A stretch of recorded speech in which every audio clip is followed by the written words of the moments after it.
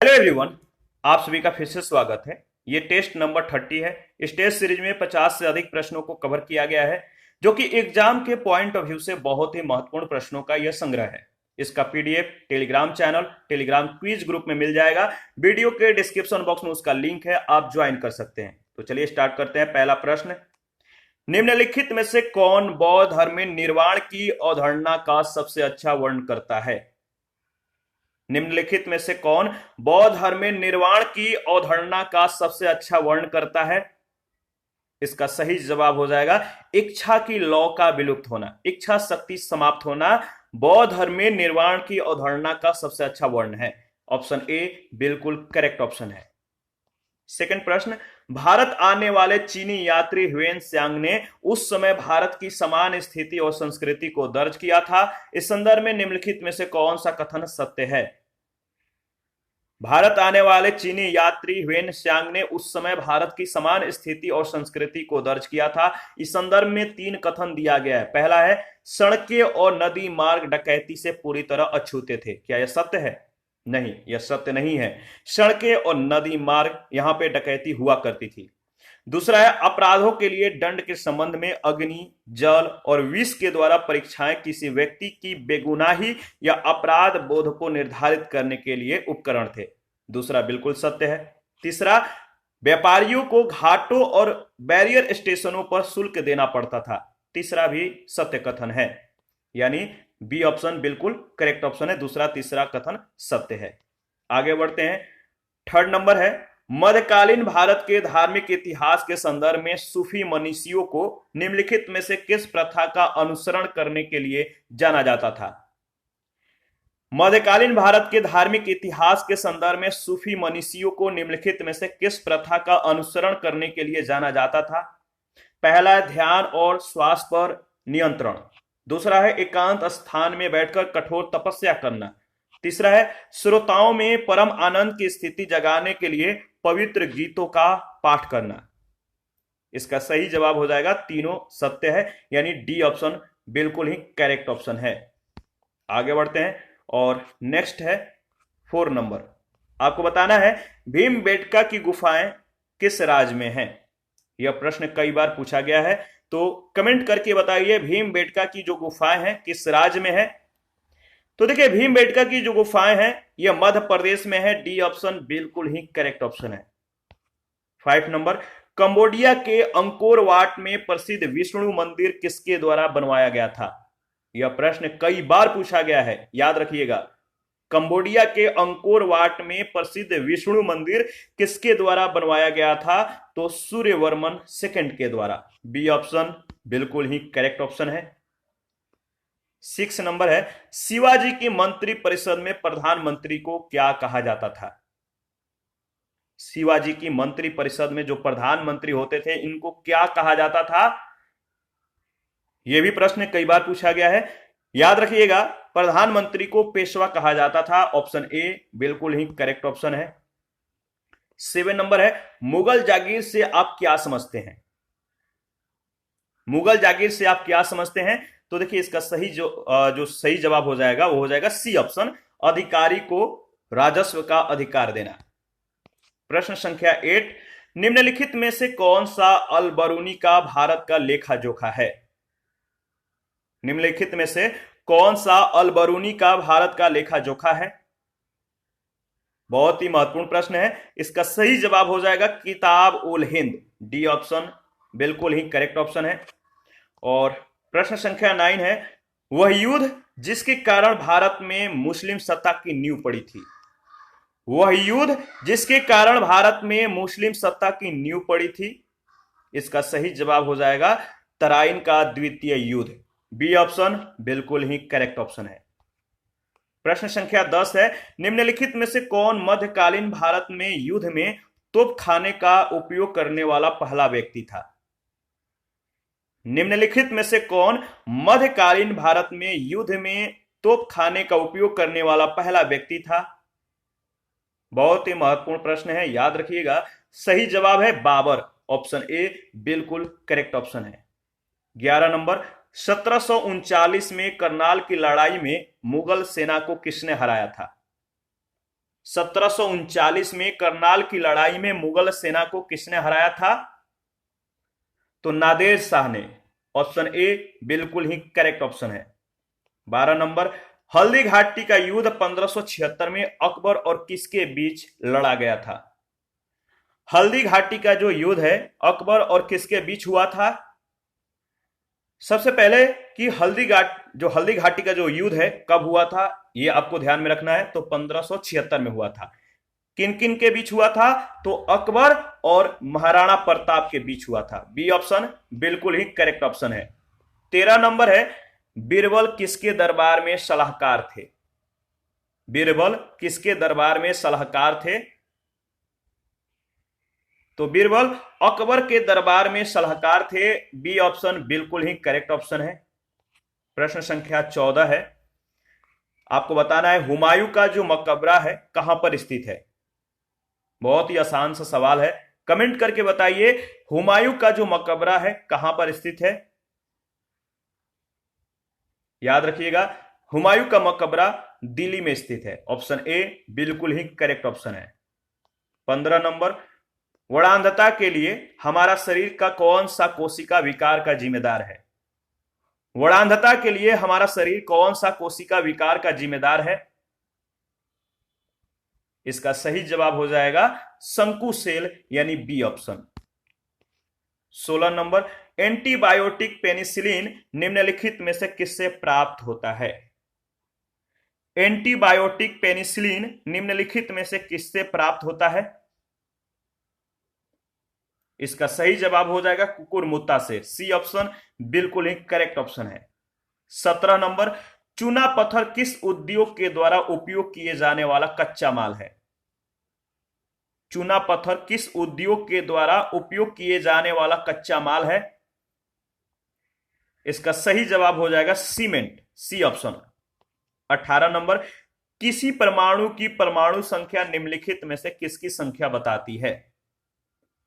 किसी परमाणु की परमाणु संख्या निम्नलिखित में से किसकी संख्या बताती है? बताइए, बहुत ही महत्वपूर्ण प्रश्न है। इसका सही जवाब क्या होगा कमेंट करके बताइए। तो देखिए, किसी परमाणु की परमाणु संख्या निम्नलिखित में से किसकी संख्या बताती है? तो प्रोटॉन की। बी ऑप्शन बिल्कुल ही करेक्ट ऑप्शन है। प्रश्न संख्या 19, डीपीटी वैक्सीन को निम्नलिखित में से किसके रूप में वर्गीकृत किया गया है? डीपीटी वैक्सीन को निम्नलिखित में से किसके रूप में वर्गीकृत किया गया है? तो इसका सही जवाब हो जाएगा एक संयुक्त टीका के रूप में। D option. प्रश्न संख्या 20, कठोर कोयले की उच्चतम गुणवत्ता कौन सी है? बताइए, उच्चतम गुणवत्ता वाले जो कोयले हैं, 4 ऑप्शन है, आपको बताना है इनमें से कौन सा उच्चतम गुणवत्ता वाला कोयला है। तो देखिए, इसका सही जवाब हो जाएगा एंथ्रेसाइट। कठोर कोयले की उच्चतम गुणवत्ता कौन सी है? तो एंथ्रेसाइट। 21 है, एनीमोमीटर निम्नलिखित में से किसका मापन करता है? एनीमोमीटर निम्नलिखित में से किसका मापन करता है? तो हवा की गति का। B option. 22 नंबर, भारत में मिशन इंद्रधनुष अभियान किससे संबंधित है? भारत में मिशन इंद्रधनुष अभियान किससे संबंधित है? तो बच्चों का टीकाकरण से। डी ऑप्शन बिल्कुल करेक्ट ऑप्शन है। 23 नंबर, हेपेटाइटिस मानव शरीर के किस अंग को प्रभावित करता है? हेपेटाइटिस मानव शरीर के किस अंग को प्रभावित करता है? याद रखिएगा, यकृत को। ऑप्शन ए बिल्कुल ही करेक्ट ऑप्शन है। प्रश्न संख्या 24, निम्नलिखित में से कौन मानव में एक आपातकालीन हार्मोन है? निम्नलिखित में से कौन मानव में एक आपातकालीन हार्मोन है? बहुत ही महत्वपूर्ण प्रश्न है, कई बार पूछा गया है, तो याद रखिएगा। मानव में एक आपातकालीन जो हार्मोन है उसका नाम क्या है? एड्रेनालिन। एड्रेनालिन यानी सी ऑप्शन। 25 नंबर, कौन सा शब्द ध्वनि तरंग से संबंधित नहीं है? 4 ऑप्शन है, ऑप्शन को देखिए और बताइए वह कौन सा शब्द है जो ध्वनि तरंग से संबंधित नहीं है। तो कैंडेला, कैंडेला का जो संबंध है ध्वनित तरंग से नहीं है, कैंडेला का जो संबंध है वो है किससे, कमेंट करके बताइएगा। ठीक है, आगे बढ़ते हैं। 26 नंबर, लेप्टोस्पायरोसिस किसके कारण होने वाली बीमारी है? लेप्टोस्पायरोसिस किसके कारण होने वाली बीमारी है? तो देखिए इसका सही जवाब हो जाएगा कोई भी नहीं, यानी डी ऑप्शन। 27 नंबर, वेडेड गर्दन किसकी एक विशेषता है? वेडेड गर्दन किसकी एक विशेषता है? तो देखिए जो वेडेड का मतलब गर्दन का मुड़ जाना किसकी एक विशेषता है? तो इसका सही जवाब हो जाएगा टर्नर सिंड्रोम का। टर्नर सिंड्रोम के कारण गर्दन जो है टेढ़े हो जाते हैं, मुड़ जाते हैं, वेडेड हो जाते हैं। तो बी ऑप्शन बिल्कुल ही करेक्ट ऑप्शन है। 28 नंबर, रेशम के जो कीड़े हैं ये क्या खाते हैं? इस प्रश्न को पहले भी हम लोगों ने डिस्कस किया था, यह प्रश्न कई बार पूछा गया है, तो आपको ध्यान में रखना है कि रेशम के जो कीड़े होते हैं वो क्या खाते हैं? तो शहतूत के पत्तों को खाते हैं। डी ऑप्शन बिल्कुल ही करेक्ट ऑप्शन है। आगे बढ़ते हैं। 29 नंबर है, सोडियम बाइकार्बोनेट को प्रबलता से गर्म करने पर क्या उत्पाद बनता है? सोडियम बाइकार्बोनेट को प्रबलता से गर्म करने पर क्या उत्पाद बनता है? सोडियम कार्बोनेट, याद रखिएगा ऑप्शन ए बिल्कुल ही करेक्ट ऑप्शन है। प्रश्न संख्या 30, एस्परगिलस के यौन प्रजनन अंग हैं साइट्रिक एसिड और बाह्य एंजाइम का उत्पादन। मतलब याद रखिएगा एस्परगिलस के यौन प्रजनन जो अंग हैं वो कौन कौन से हैं आपको बताना है। तो देखिए इसका सही जवाब हो जाएगा ऑप्शन डी, एंथेरिडियम और एस्कोगोनियम। डी ऑप्शन बिल्कुल ही करेक्ट ऑप्शन है। 31, निम्नलिखित में से कौन एक्सरे के बारे में सही नहीं है? एक्सरे के बारे में 4 कथन दिया गया है, कौन सा कथन सत्य नहीं है आपको बताना है। तो देखिए ऑप्शन ए कह रहा है कि एक्सरे जो है कम मर्मज्ञ शक्ति है, जो कि सत्य नहीं है। तो ऑप्शन ए आपका करेक्ट ऑप्शन हो जाएगा। आगे बढ़ते हैं। 32, एक गैल्वेनोमीटर को जोड़कर वोल्ट मीटर में बदला जा सकता है। एक गैल्वेनोमीटर को जोड़कर वोल्ट मीटर में बदला जा सकता है, बताइए किससे? तो इसका सही जवाब हो जाएगा श्रृंखला में एक उच्च प्रतिरोध के द्वारा, यानी बी ऑप्शन बिल्कुल ही करेक्ट ऑप्शन है। एक गैल्वेनोमीटर को जोड़कर वोल्ट मीटर में बदला जा सकता है श्रृंखला में एक उच्च प्रतिरोध को जोड़कर, ठीक है, उच्च प्रतिरोध के द्वारा। 33 है, मधुमक्खी के स्ट्रिंग में क्या होता है? मधुमक्खी के स्ट्रिंग में क्या होता है, यानी उनके डंक में क्या होता है? याद रखिएगा मधुमक्खी के स्ट्रिंग में एक अम्लीय तरल होता है। ऑप्शन ए बिल्कुल ही करेक्ट ऑप्शन है। आगे बढ़ते हैं। 34, आपको बताना है जाइलम जो है, मैंने पहले भी बताया था कि जाइलम और फोयम इन दोनों के बारे में आप स्टडी कर लीजिएगा, बहुत ही महत्वपूर्ण ये टॉपिक है। तो जाइलम पौधे जो है, जाइलम पौधे किसके लिए जिम्मेदार हैं? जाइलम पौधे किसके लिए जिम्मेदार हैं? जाइलम जो है, जाइलम का जो कार्य है पौधे में क्या है? स्पष्ट तौर पे बात करें तो यही प्रश्न पूछा गया है, जाइलम का कार्य पौधे में क्या होता है? तो देखिए जाइलम जो होते हैं पौधे में पानी का परिवहन करते हैं, तो पौधे के अन्य भागों में जाइलम के द्वारा पानी का जो है संचरण किया जाता है। तो ऑप्शन ए आपका बिल्कुल करेक्ट ऑप्शन हो जाता है। फोयम का कार्य क्या है, इससे पहले वाले सेशन में हम लोगों ने डिस्कस किया था। अगर आप लोग कंटिन्यू टेस्ट सीरीज लगा रहे हैं तो सभी प्रश्नों का आप जवाब दे पाएंगे। तो बताइए फोयम का जो कार्य है वो क्या है, कमेंट करके बताइएगा। 35 है, भारतीय संविधान का कौन सा अनुच्छेद संघ के द्वारा लगाए और एकत्र किए गए करों के बारे में की गई है? संविधान का वो कौन सा अनुच्छेद है जो संघ के द्वारा लगाया जाता है, एकत्र किया जाता है? क्या कर जो है संघ के द्वारा लगाया भी जाता है और एकत्र भी किए जाते हैं। किस अनुच्छेद में ये बातें जो है दी गई हैं? तो इसका सही जवाब हो जाएगा अनुच्छेद 269 में। ठीक है, जो ये प्रावधान है आर्टिकल 269 में जो है दिया गया है। 36 पहला है बारीपाड़ा एक गांव जो जंगल का संरक्षण करता है, विकास को बढ़ावा देता है। दूसरा कथन है बारीपाड़ा महाराष्ट्र गुजरात सीमा में स्थित है। इन दोनों में से कौन सा कथन सत्य है आपको बताना है। इसको याद भी रखिएगा क्योंकि बहुत महत्वपूर्ण प्रश्न है, हाईलाइटेड प्रश्न है। तो देखिए इसका सही जवाब हो जाएगा पहला सच है, यानी पहला कथन सत्य है, दूसरा जो कथन है वो असत्य है, गलत है। तो ऑप्शन ए बिल्कुल करेक्ट ऑप्शन है। 37 नंबर पृथ्वी की भूपर पट्टी में सबसे प्रचुर मात्रा में कौन सा धातु पाया जाता है। पृथ्वी की भूपर पट्टी में सबसे प्रचुर मात्रा में कौन सा धातु पाया जाता है, तो आपको मालूम है। इसका सही जवाब क्या होगा कमेंट कीजिए। बहुत ही महत्वपूर्ण प्रश्न है, कई बार पूछा गया है। तो जिसको सियाल सीमा नीफे याद होगा, इससे रिलेटेड सभी प्रश्नों को आप उत्तर दे पाएंगे। तो देखिए पृथ्वी की भूपर पट्टी में सबसे प्रचुर मात्रा में जो धातु पाया जाता है वह है आपका एल्यूमिनियम। क्या है? Aluminium, C option. 38 number market economy क्या है। मार्केट इकोनॉमी क्या है आपको बताना है। मार्केट इकोनॉमी वह है जो सरकारी नियंत्रण से मुक्त होता है। तो बी ऑप्शन इसका सही जवाब हो जाएगा। आगे बढ़ते हैं। 39 है माउंट आबू।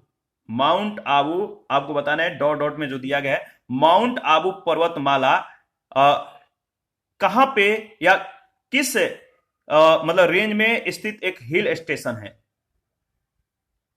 माउंट आबू पर्वतमाला कहां पे स्थित एक हिल स्टेशन है।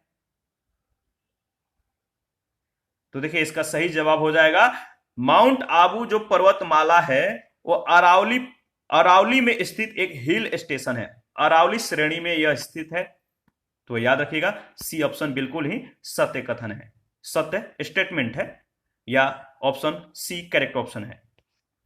40 नंबर है पुरुष सेक्स एक्सेसरीज डक्ट्स में वासा एफरेंटिया एपिडेमिस वास डिफरेंस और क्या शामिल है। थोड़ा सा गौर कीजिएगा। 40 नंबर जो प्रश्न पूछा गया है पुरुष सेक्स एक्सेसरीज डक्ट्स में वासा एफरेंटिया एपिडिडिमिस वास डिफरेंस और क्या शामिल है। तो इसका सही जवाब हो जाएगा जाल वृषण शामिल है। ठीक है, बी ऑप्शन। एक दो बार इसको रिवीजन कर लीजिएगा। 41 परिपक्व ऊतकों के बीच होने वाले विभाज्योतक को विभाज्योतक के रूप में जाना जाता है। परिपक्व ऊतकों के बीच होने वाले विभाज्योतक को विभाज्योतक के रूप में जाना जाता है। इसका सही जवाब है परिपक्व ऊतकों के बीच होने वाले विभाज्योतक को इंटरकैलेरी, क्या इंटरकैलेरी विभाज्योतक के रूप में जाना जाता है। ऑप्शन ए बिल्कुल ही करेक्ट ऑप्शन है, इंटरकैलेरी। 42 निम्नलिखित में से किस फाइलम को चपटा कृमि भी कहा जाता है। निम्नलिखित में से किस फाइलम को चपटा कृमि भी कहा जाता है।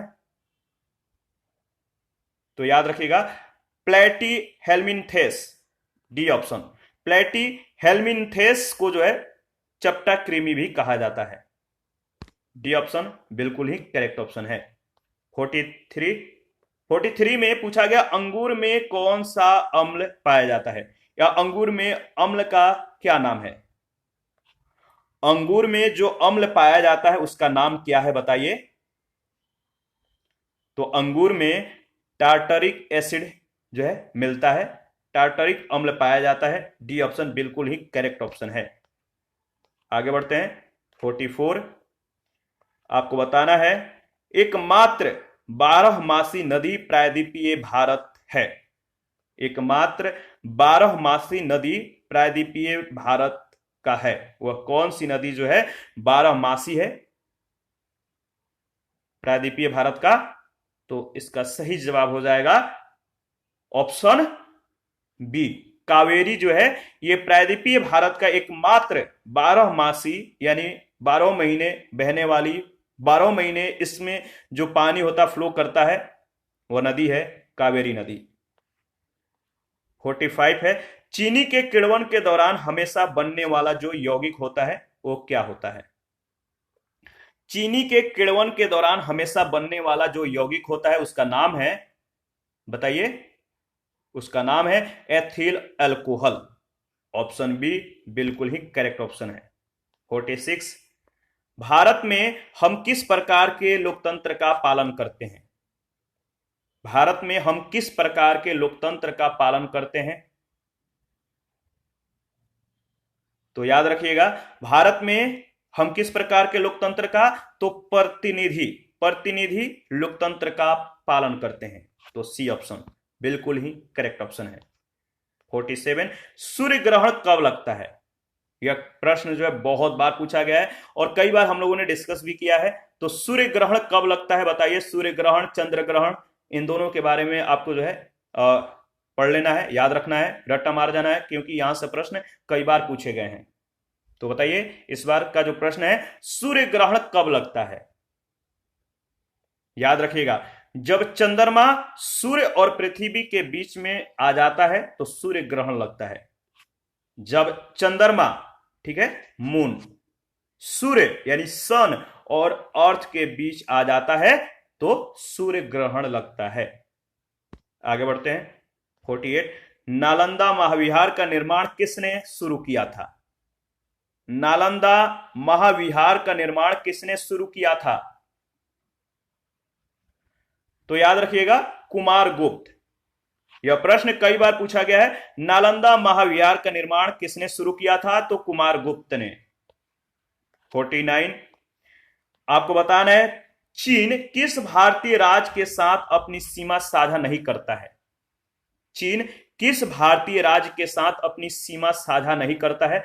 4 राज्य हैं, आपको बताना है वह कौन सा राज्य है जो चीन अपनी सीमा साझा नहीं करता है। इसका सही जवाब हो जाएगा बिहार। ऑप्शन ए बिल्कुल ही करेक्ट ऑप्शन है। प्रश्न संख्या 50 है, संविधान में संशोधन शुरू किया जा सकता है? संविधान में संशोधन शुरू किया जा सकता है, तो इसका सही जवाब हो जाएगा, बताइए, इसका सही जवाब है संसद के किसी भी सदन में एक विधेयक पेश करके। डी ऑप्शन बिल्कुल ही करेक्ट ऑप्शन है। 51, आर्थिक विकास का मापदंड कौन सा है? आर्थिक विकास का मापदंड कौन सा है बताइए? तो प्रति पूंजी मौद्रिक आय आर्थिक विकास का मापदंड है। ऑप्शन ए बिल्कुल ही करेक्ट ऑप्शन है। 42, किस महासागर में सबसे चौड़ा महाद्वीपीय शेल्फ है? किस महासागर में सबसे चौड़ा महाद्वीपीय शेल्फ है? तो इसका सही जवाब हो जाएगा आर्कटिक महासागर में। बी ऑप्शन बिल्कुल ही करेक्ट ऑप्शन है। 53, लाल मिट्टी आमतौर पर भारत में किस क्षेत्रों में पाई जाती है? लाल मिट्टी आमतौर पर भारत के किन क्षेत्रों में मिलता है? तो इसका सही जवाब हो जाएगा दक्कन के पठार का पूर्वी और दक्षिणी भाग में। सी ऑप्शन बिल्कुल ही करेक्ट ऑप्शन है। आगे बढ़ते हैं। 54 है, आपको बताना है, भारत में मनसबदारी प्रथा की शुरुआत किसने की थी? भारत में मनसबदारी प्रथा की शुरुआत किसने की थी? 54 का जो सही जवाब हो जाएगा वो हो जाएगा सी ऑप्शन, अकबर। अकबर ने मनसबदारी प्रथा की शुरुआत की थी भारत में। और लास्ट क्वेश्चन है 55 नंबर, एनीमोमीटर निम्नलिखित में से किसका मापन करता है? एनीमोमीटर निम्नलिखित में से किसका मापन करता है? तो हवा की गति का।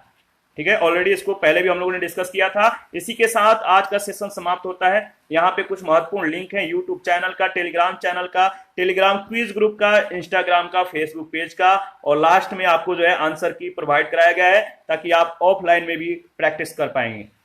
ऑफलाइन में प्रैक्टिस करने के लिए पीडीएफ चाहिए तो पीडीएफ आपको टेलीग्राम चैनल और टेलीग्राम क्विज ग्रुप में मिल जाएगा। वीडियो के डिस्क्रिप्शन बॉक्स में उसका लिंक है, आप ज्वाइन कर सकते हैं। तो आज के लिए इतना ही, थैंक यू। और आप अपना प्रतिक्रिया जरूर दीजिए, आपके प्रतिक्रियाओं का हमें बेसब्री से इंतजार रहता है। मिलते हैं नेक्स्ट सेशन में।